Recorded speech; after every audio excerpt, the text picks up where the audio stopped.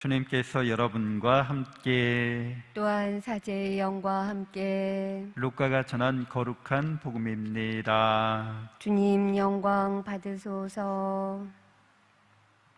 그때 예수님께서 비유를 들어 제자들에게 이르셨다.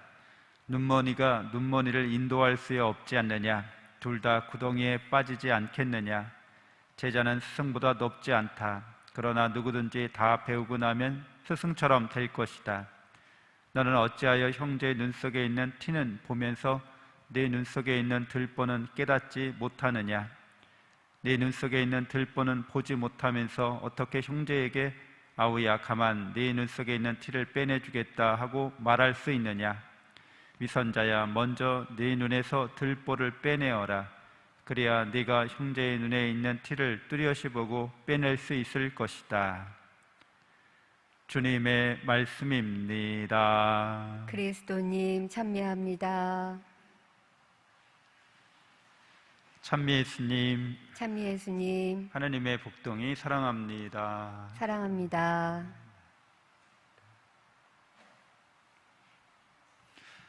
네, 어제 복음에서 예수님은 사랑에 관련해서 말씀하시면서 자비를 강조해 주십니다.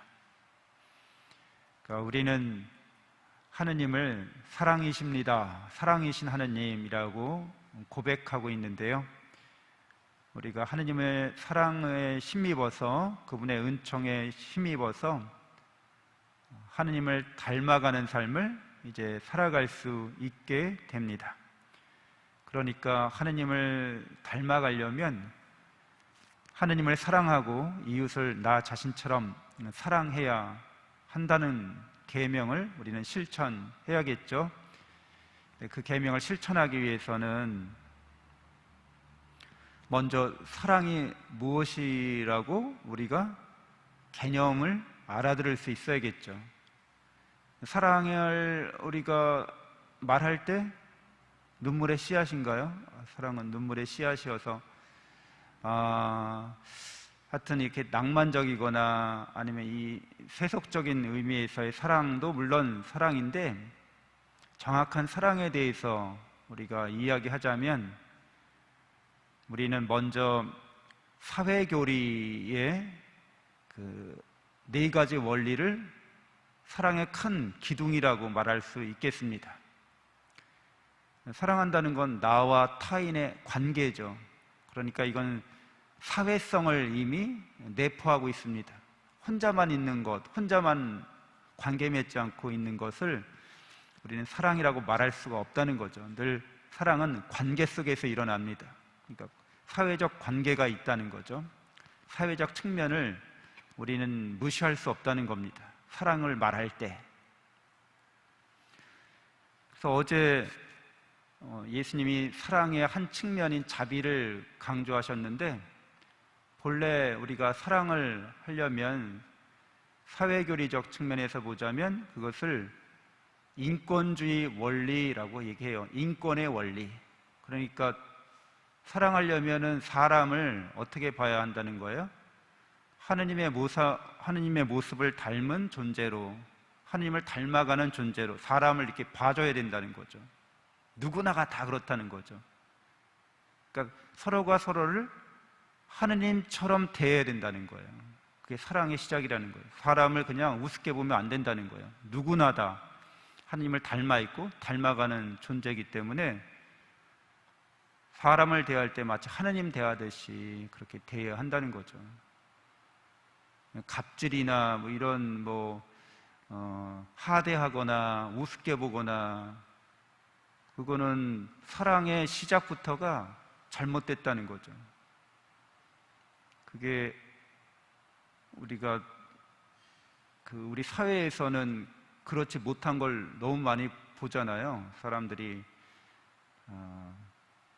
자기보다 무식하거나 가진 거 없거나 뭐 이렇게 하찮게 여겨지는 사람들을 함부로 대하는 모습을 보게 되는데 사랑의 시작부터 잘못된 것이어서 사회교리는 그걸 인권주의 원리라고 말하고 있고요. 인간의 존엄성에 대해서, 인권에 대해서 교회가 항상 그것을 신성 불가침의 권리로 선언하고 있다는 겁니다. 그리고 이 사회교리적 측면에서 또 인간의 그런 인간됨에 대해서 인권에 대해서 이렇게 말하면서 하나의 측면이 바로 연대성의 원리라고 할 수 있어요.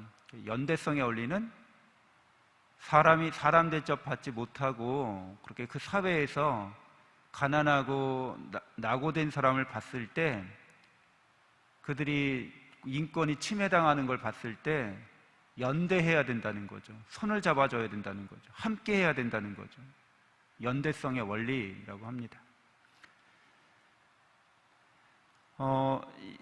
이러한 그 사회교리에는 이제 4가지 원리가 있는데 이제 2가지를 말씀드렸잖아요. 근데 이 4가지가 좀 보편적으로 다른 종교나 철학에도 4가지 원리를 이야기하는 곳이 많아요. 그래서 유교의 성리학에서도 인간 본성을 말할 때 이제 4가지를 얘기하는데, 우리의 그 인권에 해당되는 것을 어떻게 보면 지혜라고 얘기할 수 있어요. 지혜롭게 사람과 세상을 봐야 된다는 거죠. 이걸 시비지심이라고도 얘기해요. 그러니까 옳고 그름을 잘 안다는 거예요. 그러니까 인간을 인간답게 대하는 것은 옳은 거죠. 인간을 하나님처럼 여기지 않는 것은 옳지 않은 거예요. 그래서 이 지혜롭게 시비지심을 갖고서 연대성의 원리에 해당되는 게 이제 측은지심입니다.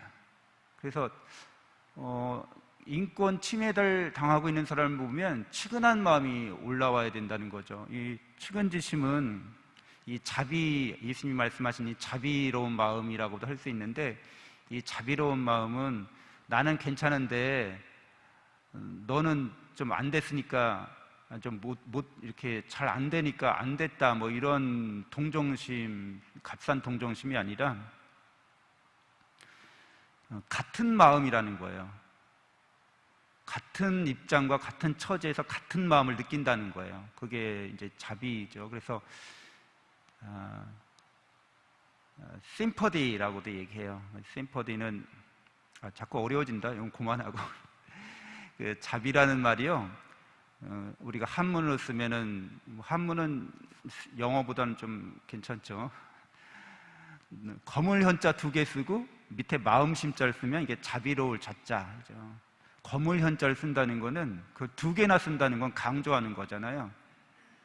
내 마음과 네 마음이 가물가물하다는 거예요. 거물 현자, 이제 가물가물해서 분간이 안 된다는 걸 말해요. 그걸 자비라고 그래요. 그러니까 하나님께서는, 예수님께서는 우리 죄인들이 당하는 고통에 자비심을 갖는다는 거는 네가 아프니 나도 아프다, 뭐 이렇게 드라마 대사처럼 그렇다는 거예요. 그거는 하나님께서 나는 괜찮은데 우월한데 너는 열등하고 좀 안 됐으니까 내가 안 된 감정을 가질게, 이게 아니라 그런 처지로 내려오셔서 똑같이 당하시고 똑같이 느끼신다는 걸 말해요. 그래서 연대성의 원리는 바로 그런 측은지심을 말합니다. 그리고 사회교리에서는 이제 요 자비를 말하면서도 정의를 이야기하는 게 있어요. 그러니까 자비와 정의는 사실 이게 좀 충돌할 수 있는 여지가 많아요. 용서해줘, 아니야 벌받게 해야 돼, 이게 이제 정의죠. 그래서 이 정의를 보조성의 원리라고 해요. 이 보조성의 원리는 사람이 하느님을 닮도록 창조됐는데 하느님을 닮아가는 길에 있어서 각자의 책임과 권한이 있다는 거예요. 우리가 하느님을 닮아가는 길에 있어서 자기 역량에 맞게 책임과 권한이 부여됐다는 거죠.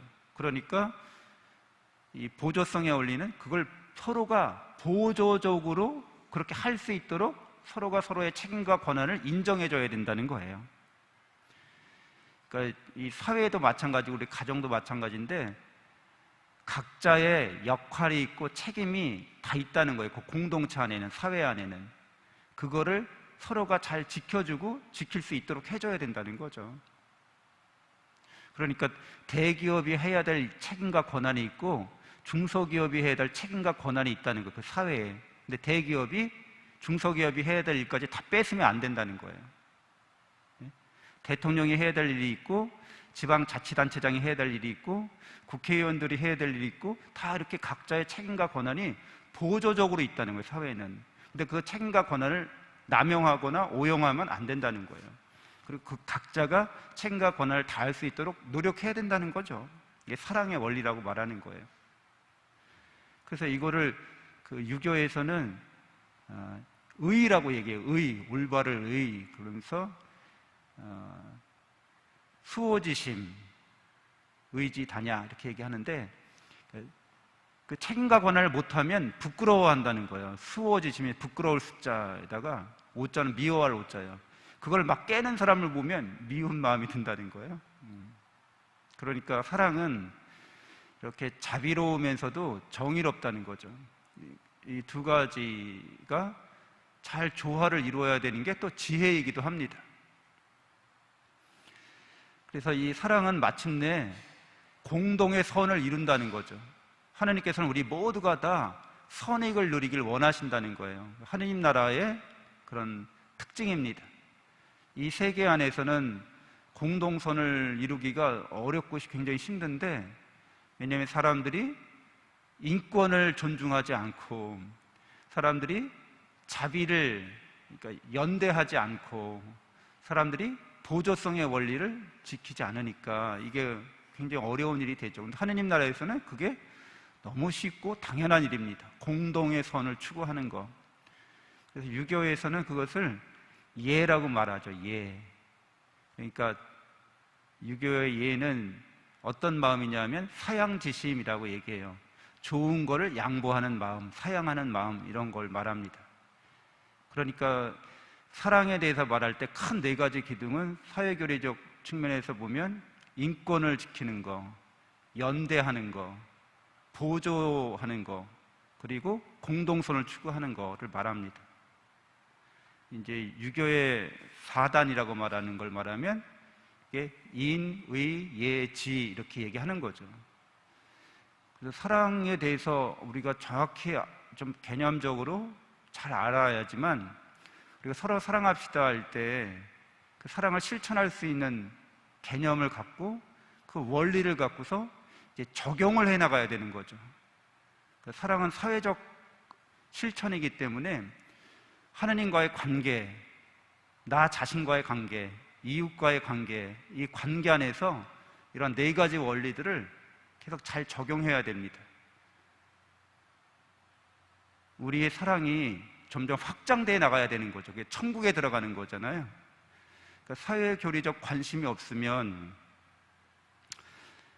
사회적으로, 어떤 정치적으로, 경제적으로, 문화적으로 우리가 관심이 없고, 그냥 난 기도하고 나와 내 가족이 무사히 천국에 가는 게 목표야. 물론 이게 잘못된 목표라고 할 수는 없지만, 사랑의 그 성질은, 사랑의 그 특색은 확장되는 데 있어요. 성장하는 데 있어요. 그래서 멈추면 퇴행하는 겁니다, 사실은. 그러니까 우리가 하느님의 사랑의 길에 발길을 들여놨는데 성장하지 않고 확장하지 않고 그대로 머물러 있으면 퇴행하는 것과 마찬가지입니다. 그러니까 사랑에 대해서 눈먼 사람과 같다는 거예요. 들보를 이렇게 눈 속에 갖고서 사는 사람과 같다는 겁니다. 잠시 묵상하시겠습니다.